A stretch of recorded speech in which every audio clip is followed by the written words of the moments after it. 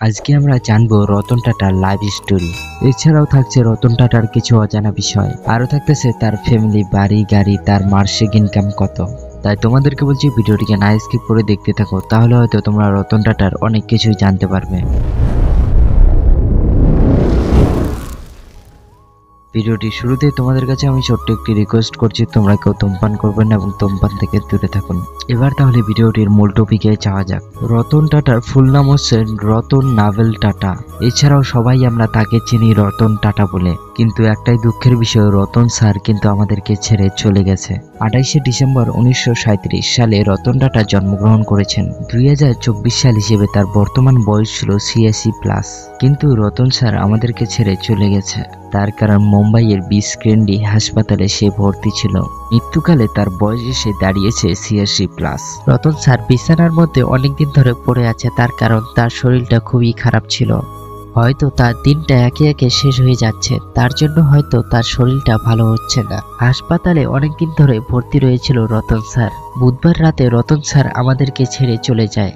রতন স্যারের মৃত্যুর ঘোষণা করেছিলেন টাটা কোম্পানির চেয়ারম্যান এন চন্দ্রশেখর। ভালো লোকের মৃত্যু হয়তো তাড়াতাড়ি চলে আসে। এই রতন স্যারের মৃত্যুর জন্য আমরা সবাই গর্বিত। আমার তরফ থেকে রতন স্যারের জন্য ছোট্ট একটি স্যালুট জানাচ্ছি। তার কারণ হয়তো স্যার জানবে যে মরার পরেও তার পাশে অনেকেই রয়েছে। তার কারণ রতন স্যার যদি না থাকতো তাহলে হয়তো আমাদের ইন্ডিয়ার মধ্যে অনেক মানুষের না খেয়ে মরতে হতো।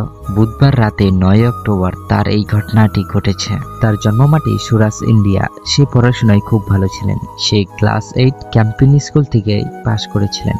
তারপর সে ইউএসএ চলে যায়। তারপর সেখানে গিয়ে হাওয়ার্ড বিজনেস স্কুল থেকে ডিগ্রি কমপ্লিট করে।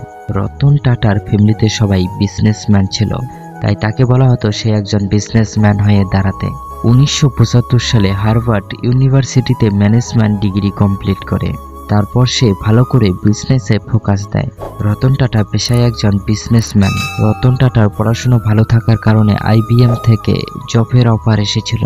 রতন টাটার ইচ্ছে ছিল সে কোনো জব করবে না এবং সে করবে বিজনেস, এবং সেখান থেকে সে নিজের পায়ে দাঁড়াবে। রতন টাটা কিছুদিন পর স্টিল কোম্পানি চালু করে। তারপর অন্যের কোম্পানিতে সে বিজনেস ম্যানেজার হিসেবে কাজ করে। তার কারণ সেখান থেকে কিছু অভিজ্ঞতা লাভ করার পর সে তার ব্যবসাটিকে ভালো জায়গায় নিয়ে যেতে পারবে। তাই ওই কথা ভেবে অন্যের কোম্পানিতে বিজনেস ম্যানেজার হিসেবে কাজ করতে শুরু করে। তার কারণ কাজ করলে হয়তো অনেক কিছুই শিখতে পারবে রতন টাটা। তারপর নিজের বিজনেসটিকে আরো বড় জায়গায় নিয়ে যেতে পারবে এবং সেইখান থেকে ভালো একটা বিজনেস নলেজ শিখতে পায়। কিছুদিন পর রতন টাটাকে টাটা কোম্পানিতে চেয়ারম্যান হিসেবে ঘোষণা করা হয়। রতন টাটা খুব পরিশ্রম এবং সময় দিয়ে তার কোম্পানিগুলোকে ভালো একটা জায়গায় দাঁড় করিয়েছে। বর্তমানে সে 100টির বেশি প্রোডাক্টের সঙ্গে যুক্ত রয়েছে, যেমন টাটা মোটরস, টাটা স্টিল, বেংবোয়া, এরকম অনেক বড় বড় কোম্পানি যুক্ত হয়ে আছে। টাটা মোটরসের জন্য রতন টাটা খুব কষ্ট করেছে, তাই বর্তমানে টাটা কোম্পানির গাড়িগুলো মার্কেটে খুব ভালো চলছে। তো এবার বলবো সর্বপ্রথম রতন টাটা কি কি পুরস্কার পেয়েছিল, যেমন পদ্মভূষণ, পদ্মা কি ভূষণ, এছাড়াও বড় ছোট ট্রফি জিতেছেন। এবার বলবো রতন টাটার ফ্যামিলিতে কে কে রয়েছে। রতন টাটার ফ্যামিলিতে রয়েছে 4 জন, তার মা, বাবা, দাদা আর রতন টাটা। তো বর্তমানে রতন টাটা তার ফ্যামিলিকে নিয়ে মুম্বাইয়ে রয়েছেন। কিন্তু দুঃখের বিষয় রতন টাটা এই দুনিয়ায় আর নেই। তার সেই বাড়িটির দাম হচ্ছে 150 করোড় টাকা। তো এবার বলবো তার পার্সোনাল গাড়ির বিষয় নিয়ে। বর্তমানে তার 9টি গাড়ি রয়েছে আর একটি প্রাইভেট জেট রয়েছে। তো সবার শেষে আমরা জানবো তার মাসিক ইনকাম কত।